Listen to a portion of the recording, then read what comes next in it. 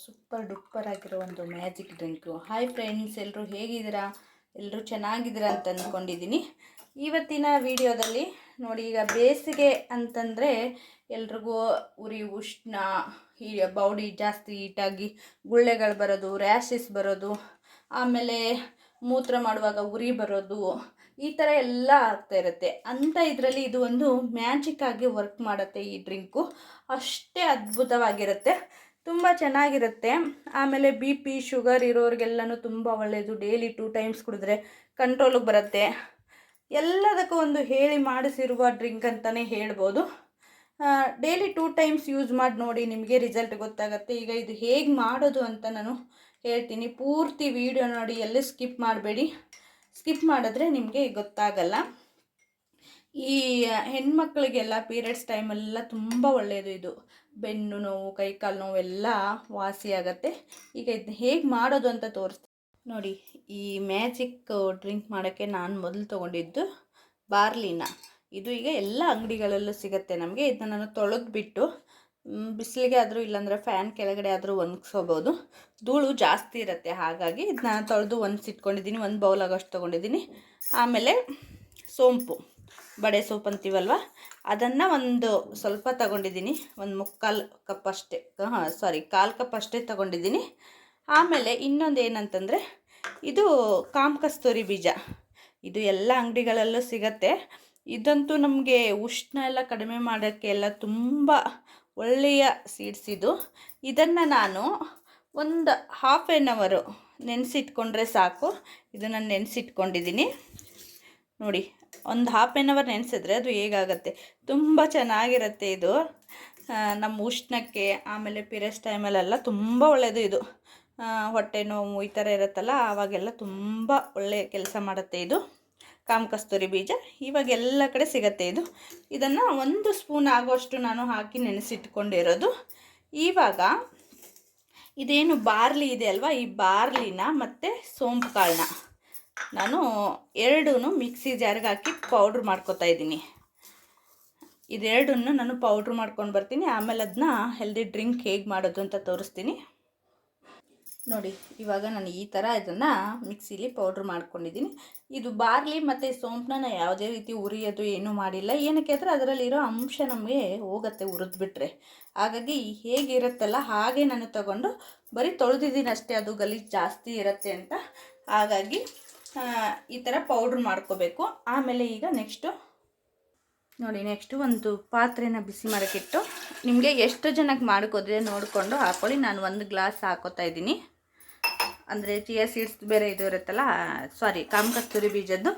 ಹಾಗಾಗಿ ಒಂದು ಸ್ವಲ್ಪ ಕಡಿಮೆ 1 ಗ್ಲಾಸ್ ನೀರು ಹಾಕ್ಕೊಂಡಿದ್ದೀನಿ ನಾನು. ಈಗ ಇದನ್ನ ನೀರು ಬಿಸಿ ಆಗಬೇಕು. ನೀರು ಬಿಸಿ ಮಾಡೋಕ್ಕಿಟ್ಟಿದ್ದೀನಿ. ಅಷ್ಟೊತ್ತಿಗೆ ಒಂದು ಬೌಲಲ್ಲಿ ನಾನು ನಿಮಗೆ ಎಷ್ಟು ಜನಕ್ಕೆ ಮಾಡ್ಕೊತಿದ್ದೀರಾ ನೋಡಿಕೊಂಡು ಮಾಡಿ. ನಾನು ಈಗ ಒಬ್ಬರಿಗೆ ಮಾಡ್ತಾಯಿರೋದು, ಹಾಗಾಗಿ 1 ಸ್ಪೂನು ಮೇಲೆ ಸ್ವಲ್ಪ ಹಾಕೋತಾ ಇದ್ದೀನಿ. ಈಗ ಇದನ್ನ ನಾವು ಚೆನ್ನಾಗಿ ಕಲಿಸ್ಕೋಬೇಕು, ಗಂಟಿಲ್ಲದೆ ಇರೋ ಥರ.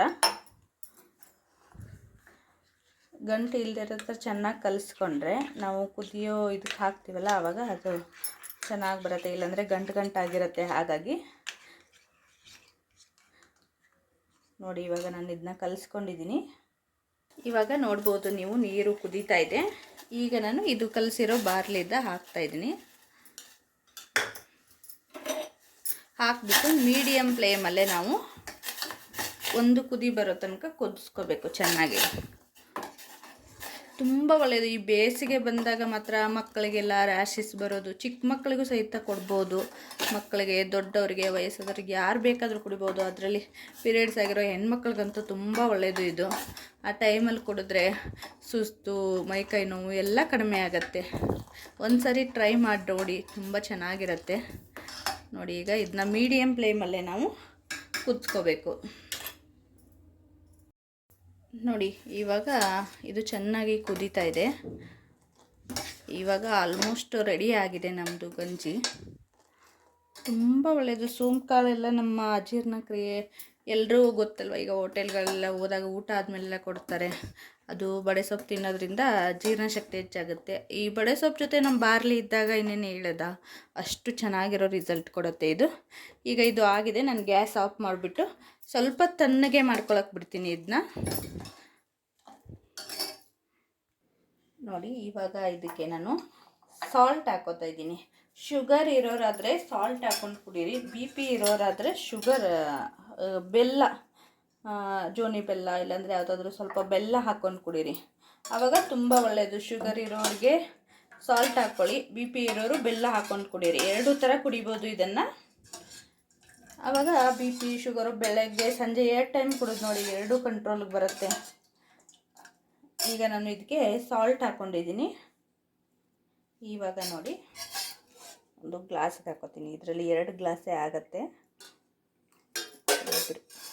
ಇಬ್ಬರು ಈಸಿಯಾಗಿ ಕುಡಿಬೋದು ನೋಡಿ. ಇದಕ್ಕೆ ಇದು ಏನು ನೆನೆಸಿಟ್ಟಿದ್ದೀವಲ್ಲ ಕಾಮ ಕಸ್ತೂರಿ ಬೀಜದ್ದು, ಇದನ್ನ ಹಾಕ್ಕೊಂಡ್ಬಿಟ್ಟು ಇದನ್ನು ನೀವು ಫ್ರಿಜ್ಜಿಗೂ ಮಾಡಿ ಇಟ್ಕೋಬೋದು, ಏನಿಲ್ಲ, ಚೆನ್ನಾಗಿರುತ್ತೆ ನೋಡಿ.